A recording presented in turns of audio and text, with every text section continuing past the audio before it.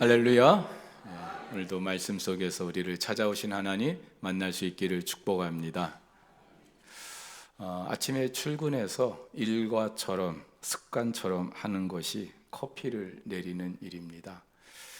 물론 때로는 커피를 갈고 또 그것을 드립하는 것이 귀찮기도 합니다. 누가 커피 한 잔 좀 안 갖다 주나 그럴 때도 있긴 있어요. 그런데 그렇게 내린 커피를 마시면서 하루를 시작할 때 알 수 없는 소소한 그런 행복도 제가 느끼게 됩니다. 무엇보다도 그 목양실 가득한 커피 향 들어서는 모든 사람을 참 기분 좋게 하죠. 당연히 그 목양실에 있는 나라는 사람에 대해서도 그 향이 호감을 품게 할 수 있겠다 싶습니다. 여러분 언제라도 커피 한잔 하러 오십시오. 부담 갖지 마시고. 자, 그러면서 제가 생각을 해봤어요. 우리가 믿는 하나님 눈에 안 보이죠. 손으로 만질 수도 없습니다. 근데 그 하나님은 분명히 살아 계시죠. 그렇다면 보이지 않는 하나님, 그러나 반드시 살아계신 그 하나님, 우리가 어떻게 하면 사람들이 보게 하고 경험하게 할 수 있을까요? 어떻게 하면 사람들이 그 하나님께 대해서 호감을 품을 수 있게 할 수 있을까요? 어쩌면 그것은요, 하나님을 믿는 저와 여러분들의 몫이 아닐까 생각을 하게 됩니다. 오늘 그렇게 살다간 한 사람 이삭을 소개하려고 합니다.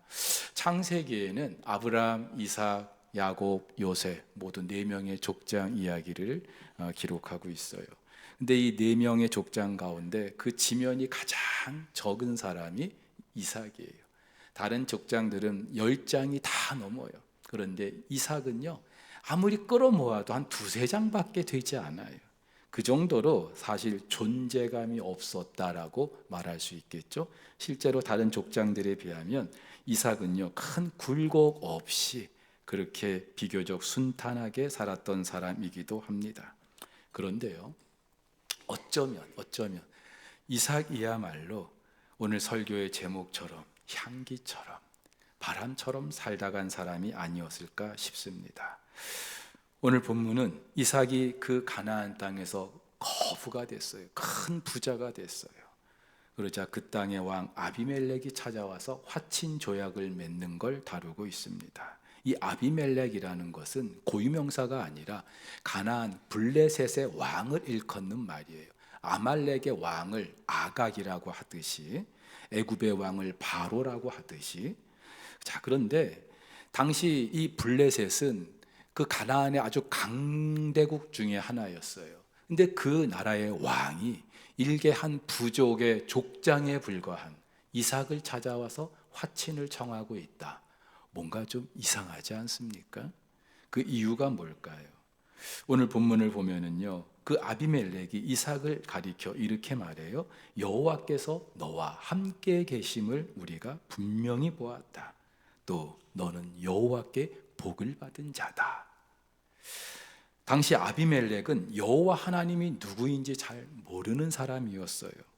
이삭이 섬겼던 여호와 하나님은요, 단지 그 이삭 또 그 아버지 아브라함이 섬겼던 그 부족의 부족신 정도밖에 되지 않았어요.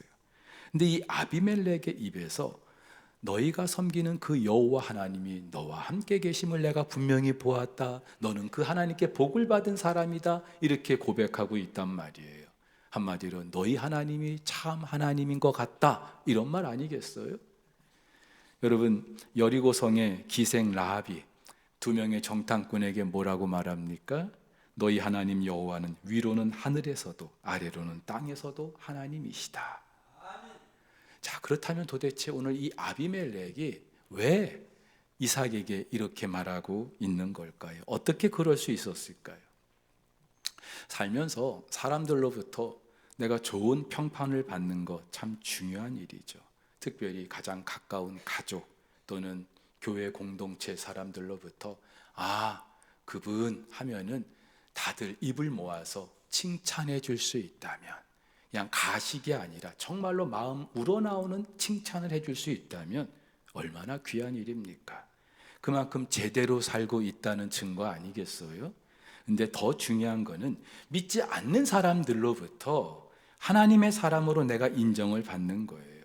믿지 않는 사람들이 야, 널 보니까 정말 예수 믿는 사람 같다. 너 같으면 나도 예수 믿고 싶다. 널 보니까 정말 네가 믿는 하나님이 너와 함께하는 것 같아. 이런 말 들을 수 있다면 이것보다 더 큰 영광이 없는 줄 믿으시기를 바랍니다. 목사로서 기분 좋을 때가 언제인 줄 아세요? 믿지 않는 사람들이, 여러분들은 제가 목사인 줄 다 알잖아요. 근데 믿지 않는 사람들이, 저를 생판 처음 보는 사람들이 저를 보고 목사님이세요? 이렇게 알아봐 줄 때, 제가 목사라고 말하지 않았는데도요, 저의 어떤 행실을 보고 또는 저의 인상을 보고, 제 인상이 좀 좋잖아요, 그렇죠? 그렇게 말해줄 때 행복해요. 저와 여러분들이 살면서 믿는 사람들은 물론이고 믿지 않는 사람들로부터도 야, 당신은 정말 하나님이 함께 하시는 사람이 맞습니다, 그렇게 인정해 준다면 얼마나 영광일까요? 근데 그런 말을 내가 듣고 싶다고 해서 들을 수 있는 게 아니죠. 오늘 아비멜렉도 무언가 호의를 얻기 위해서 없는 말, 속에도 없는 말 아부하듯이 그렇게 하고 있는 게 아니에요. 여러분, 물건은요, 한번 써보면 알아요, 이게 좋은지 나쁜지. 근데 사람은 좀 시간이 걸리죠. 더군다나 믿지 않는 사람들 입에서 이런 고백을 듣게 된다는 거는요, 어떤 한순간의 그 일로 가능하지 않습니다.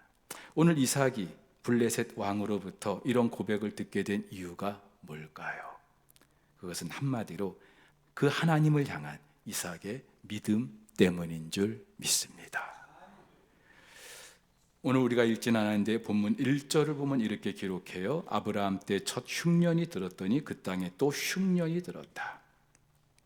여러분, 가나안 하면은 어떤 수식어가 생각납니까? 젖과 꿀이 흐르는 땅, 하나님이 약속하신 땅.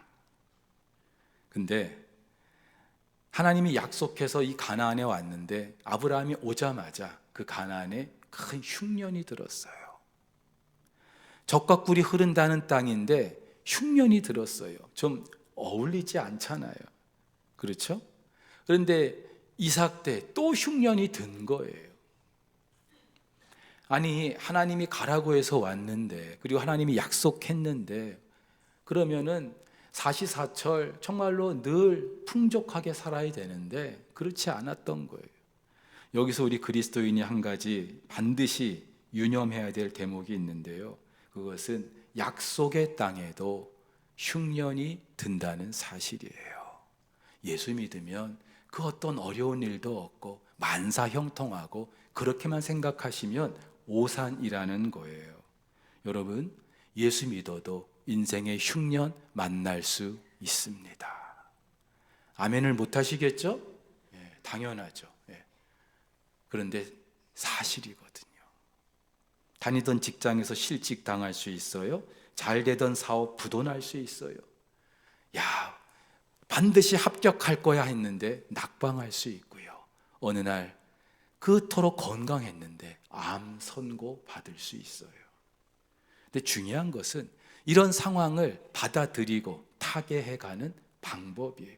여기서 우리 그리스도인인지 아닌지가 판가름 나는 거예요. 당시 가나안에 흉년이 들면 대부분의 이 가나안 사람들은 애굽으로 내려가는 게 하나의 보편적인 삶의 방식이었어요.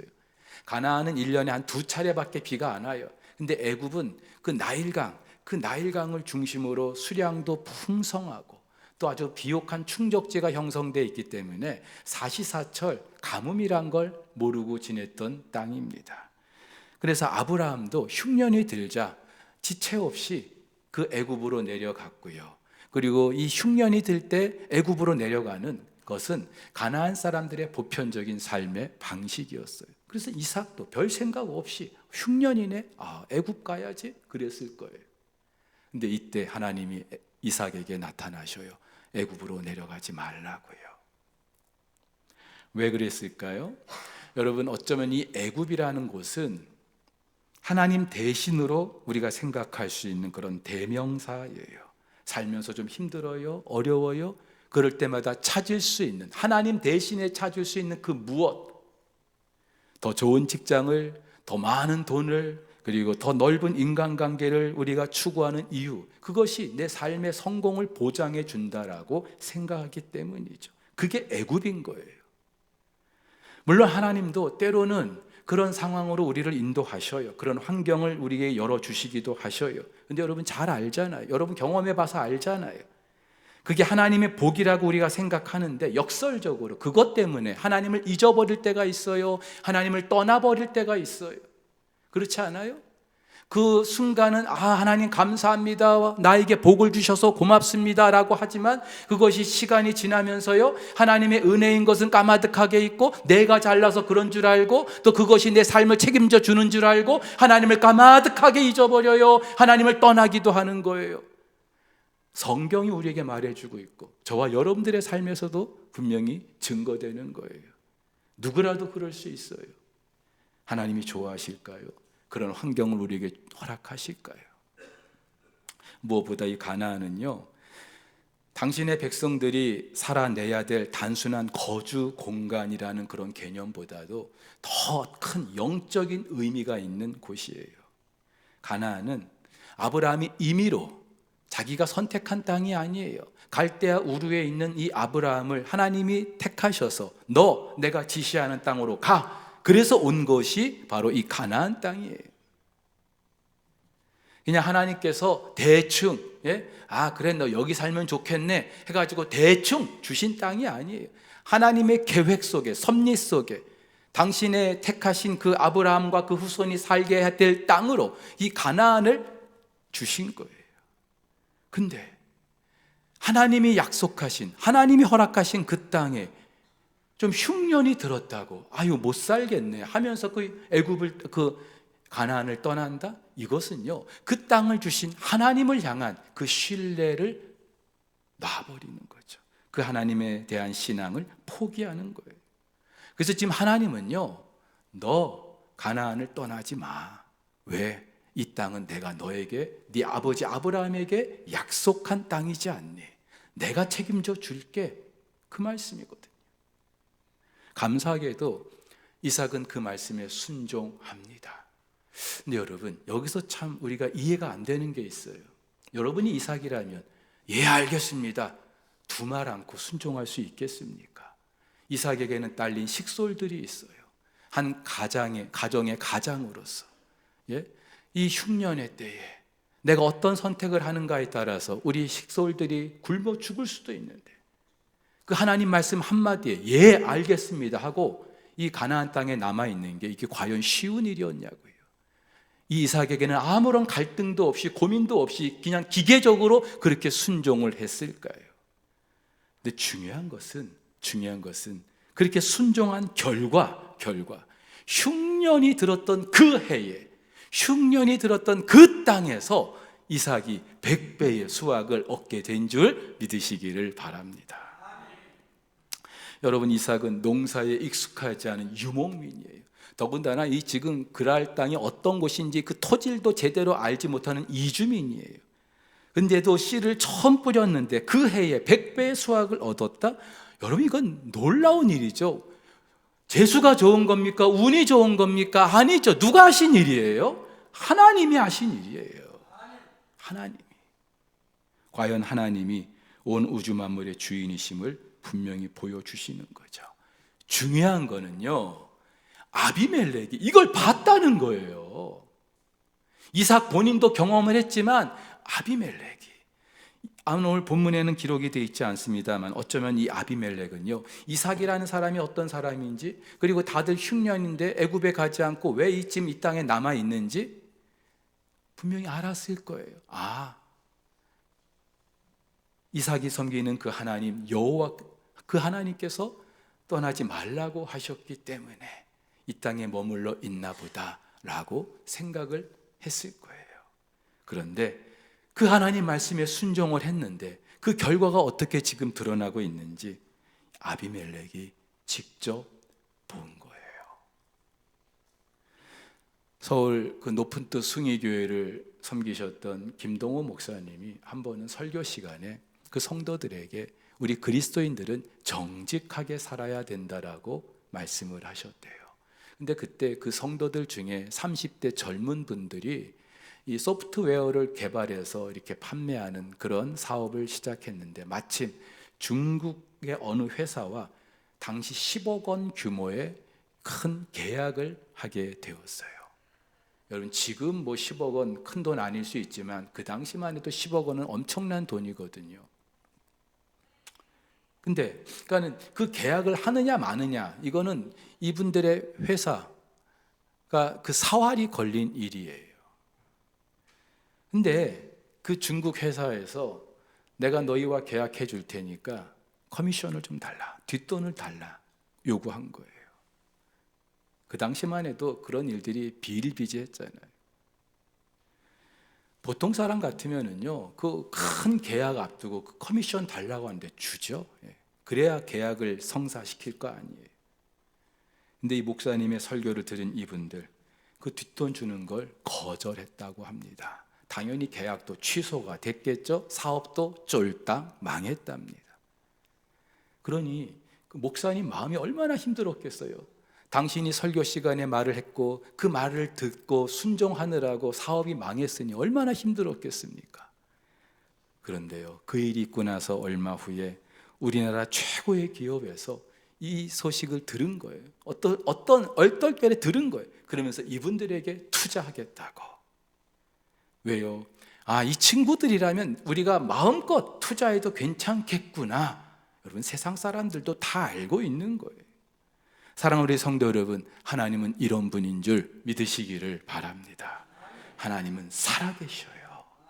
바라기로는 이런 간증이 저와 여러분들의 삶 가운데도 좀 흘러 넘치기를 주의 이름으로 축복합니다. 자, 그렇다면 그분들이 왜 이 정직을 그토록 중요하게 생각했을까요? 그냥 잠시 눈 감고 그 사업을 위해서 그냥 뒷돈 줘도 되잖아요. 근데 왜 그렇게 중요하게 생각했던 걸까요? 그것이 바로 하나님이 귀하게 여기시는 핵심 가치였기 때문이에요. 세상에서는 그렇게 대충 뒷돈 거래하면서 사업에 성공할 수 있다고 생각할지 모르겠지만, 이 온 우주 만물을 지으신 하나님, 지금도 주관하시는 그 하나님이 정말로 귀하게 여기시는, 중요하게 여기시는 그 핵심 가치가 바로 정직하게 사는 거였기 때문에. 여러분, 이렇게 볼 때에 하나님 우리가 잘 섬긴다, 예수를 잘 믿는다, 이거요 그냥 추상적이지 않아요. 그냥 뭐 때 되면 예배 시간에 나오고 헌금도 좀 하고 봉사도 하고 이 정도로 끝나는 게 아니에요.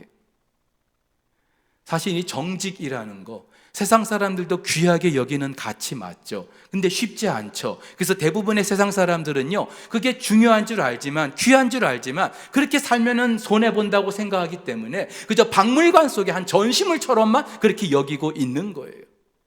근데 우리 그리스도인은 다르죠. 우리는 달라요. 물론 그렇게 살 때 앞서 말씀드렸던 그분들처럼 하나님이 책임져 주실 것에 대한 그런 신뢰도 있어요. 하지만 그것 때문에 우리가 정직하게 사는 거 아니죠. 우리가 이 땅에서 정직하게 살아가야 되는 그 진짜 이유는 이 땅을 주관하시는 그 하나님께서 정말 가장 귀하게 여기시는 것, 그것 때문에 내가 거지가 되고 망하게 된다 할지라도 그것이 하나님의 뜻이기 때문에 그 이상도 그 이하도 아닌 거예요. 이삭이 그렇게 살았던 거예요. 그리고 그렇게 산 결과 하나님께서 그를 귀히 여기셔서 흉년이 들었던 그 해에 그 땅에서 100배의 수확을 얻게 하신 것, 이것은요 결과론일 뿐이고, 이삭이 그 뒷일을 다 기대하고 생각하고 그래서 그 말씀에 순종했던 게 아니라는 거죠. 이런 하나님과 이삭의 러브 스토리 누가 봤어요? 아비멜렉이 본 거예요. 그래서 오늘 이삭을 찾아와서, 야, 네가 섬기는 하나님 정말 너와 함께하고 계시는 것 같다. 너는 그 하나님께 복받은 사람 같다. 이렇게 고백하고 있는 거예요. 제 딸아이가 초등학교 다닐 때요, 학교에서 중간고사를 치렀다고 합니다. 모든 과목을 다 치르고 이제 마지막 과학 시험을 치르는 중이었는데 끝날 때까지 한 문제 답이 생각이 잘 안 나는 거예요. 그래서 그 문제 가지고 막 씨름하고 있는데 순간 답이 생각난 거예요. 근데 그때 마침 이제 뒤에서 그 시험 시간이 다 돼가지고 맨 뒤에 있는 남학생이 시험지를 거들어 나오고 있는 중에 딸아이가 그 문제 가지고 씨름하고 있는 걸 봤나 보죠. 좀 안타까웠나 보죠. 답을 가르쳐 주더라는 거예요. 딸아이가 답이 생각난 그 시간에, 마침 그때 이 아이가 답을 가르쳐 준 거예요. 근데 만약에 그때 딸아이가 그 답을 그냥 기록했으면 그 애가 뭐라고 생각했을까요? 그래서 딸아이는요, 그 어린 마음에도 그냥 그 한 문제 과감하게 포기하고 답을 적지 않고 시험지를 냈대요. 그러자 이 녀석이 지나가면서 이런 말을 하더라는 거죠. 목사님 딸이라 다르네.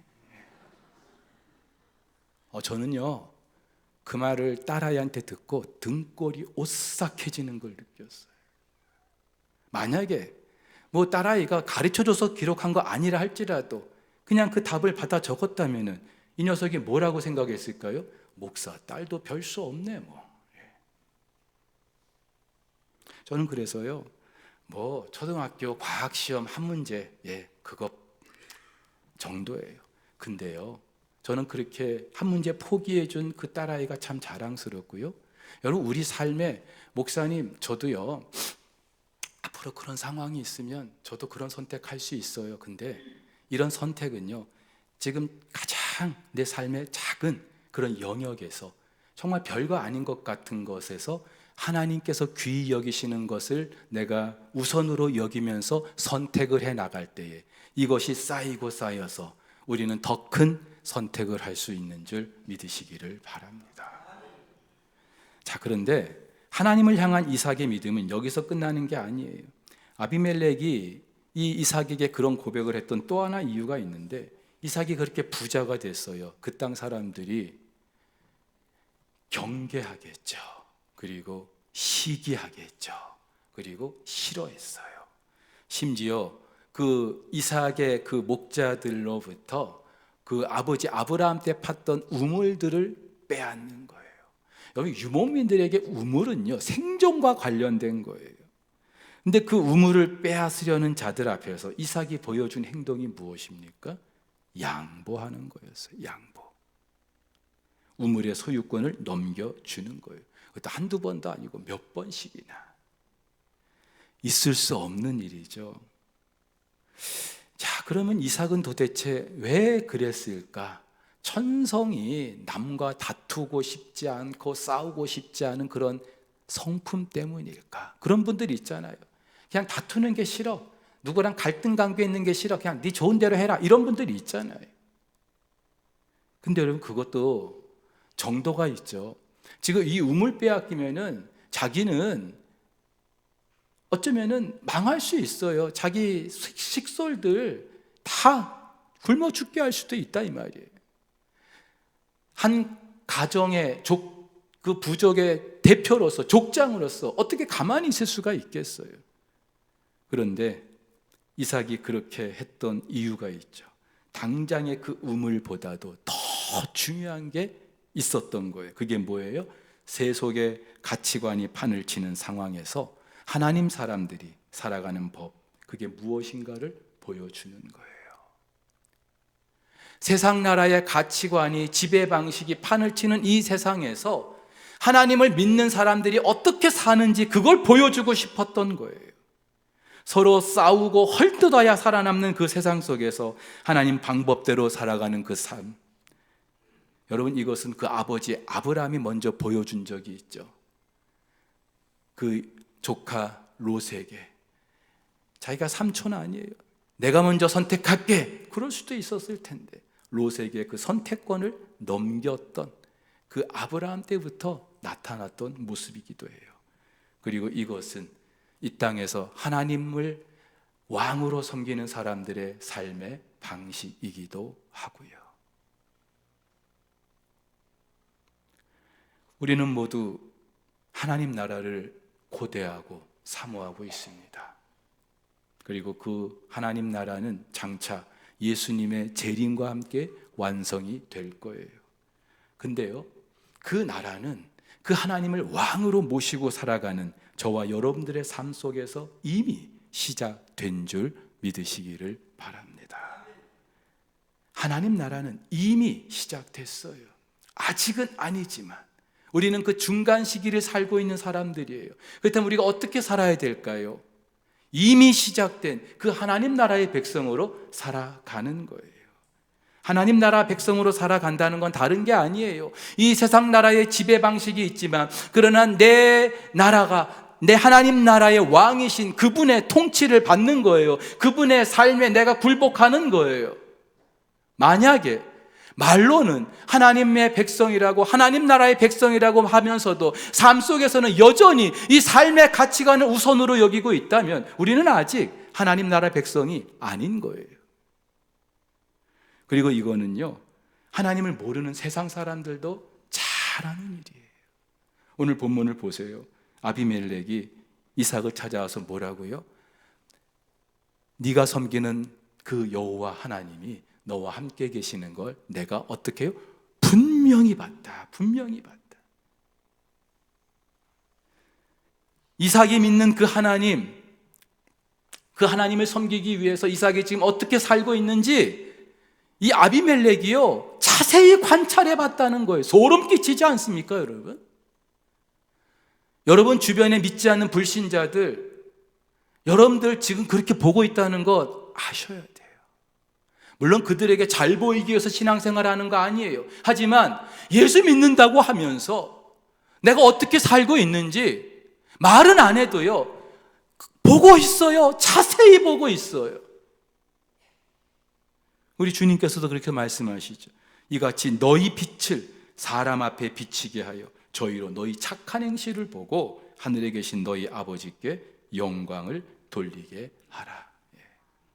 만약 이삭이 그 우물 빼앗기지 않으려고 막 진짜 총칼 들고 그렇게 싸웠더라면 오늘 아비멜렉은 이삭을 찾아오지 않았을 거예요. 너도 똑같은 사람이네. 그리고 이삭이 믿는 그 하나님도 아비멜렉이 별로 중요하게 귀하게 여기지 않았을 거예요. 그런데 이삭이 어떻게 살아가는가에 따라서 하나님의 이름이 그 이방인들의 입에서 존귀 여김을 받는 일이 있게 된 줄 믿으시기를 바랍니다. 여러분, 이렇게 볼 때요, 이 땅에서 우리가 사탄을 이기는 방법, 바울은 에베소서 6장에서 하나님의 전신갑주를 소개하고 있습니다만은 여러분, 그건 다른 게 아니고요, 이 땅에서 주님 말씀대로 나를 부인하면서 나의 십자가를 지고 살아가는 거예요. 하나님 말씀에 순종하는 거예요. 그때 사탄의 질서가 무너지는 줄 믿으시기를 바랍니다. 우리가 사탄과 맞서 싸운다는 게 물리적으로 싸우는 게 아니에요. 하나님의 말씀에 순종하는, 내가 지금 누구의 지배를 받고 있는지, 누구의 백성인지 이걸 분명히 보여주는 거예요. 십자가의 삶을 사는 거예요. 어느 해 정월 초하루 날 아침에 여러분 잘 아시는 장기려 박사님, 그 제자 한 사람이 이 박사님께 세배를 올렸다고 합니다. 그러자 이 박사님이 덕담을 주는데, 그래, 금년에는 좀 날 좀 닮아서 살아봐. 여러분, 이럴 수 있겠어요? 대단하지 않습니까? 예수님 닮아봐 이렇게는 말할 수 있겠지만은 날 좀 닮아봐. 그러자 그 제자가 이렇게 말했대요. 박사님 닮으면 바보 되게요. 바보처럼 살게요. 그랬대요. 그랬더니 박사님 하시는 말씀, 그렇지? 근데 바보 소리 들으며 사는 게 얼마나 어려운지 알아? 하지만 바보 소리 들으며 살면은 그게 바로 성공한 거야. 성공한 거야. 그래서 이 박사님의 그 어록 중에 참 유명한 말들이 많아요. 그런데 평소 그 제자들에게 하셨던 말씀, 주 안에서 바보 되고 주를 위하여 손해보라고. 주 안에서 바보 되고 주를 위하여 손해보라고요. 오늘 아비멜렉이 이삭을 찾아와서 하나님이 당신과 함께함을 내가 분명히 봤다, 당신은 하나님께 복받은 자다, 이렇게 말할 수 있었던 건요, 그만큼 이삭이 향기처럼, 바람처럼 눈에 보이지 않지만 그 하나님이 어떤 분인지 자신의 삶을 통해서 분명히 보여주었기 때문인 줄 믿습니다. 우리가 착각하는 게 있어요. 하나님과의 관계를 우선으로 하며 살아갈 때 이 세상에서는 내가 손해볼 수밖에 없고 망할 수밖에 없고 때로는 그것 때문에 세상 사람들로부터 욕을 먹고 비난을 받을 것처럼 생각해요. 근데요, 우리가 속고 있는 거예요. 사탄이 그렇게 자꾸 우리를 속이는 거예요. 아니에요. 정말로 하나님과의 관계가 제대로 된 사람은요, 정말로 하나님과의 관계가 바르게 된 사람은요, 망하지 않아요. 손해보지도 않아요. 그리고 더 중요한 게 있어요. 세상 사람들로부터 우리 하나님의 이름이 높임을 받게 되는 줄 믿으시기를 바랍니다. 우리 남은 인생, 눈에는 보이지 않지만 그러나 분명히 그 실체를 우리가 느낄 수 있는 향기처럼, 바람처럼 무사람들의 뇌리에 기억되는 그 삶, 무엇보다도 보이지 않지만 살아계신 그 하나님을 저와 여러분들의 삶을 통하여 분명하게 드러낼 수 있는 그런 한 주간, 그런 우리의 남은 삶이 될 수 있기를 예수님의 이름으로 축복합니다.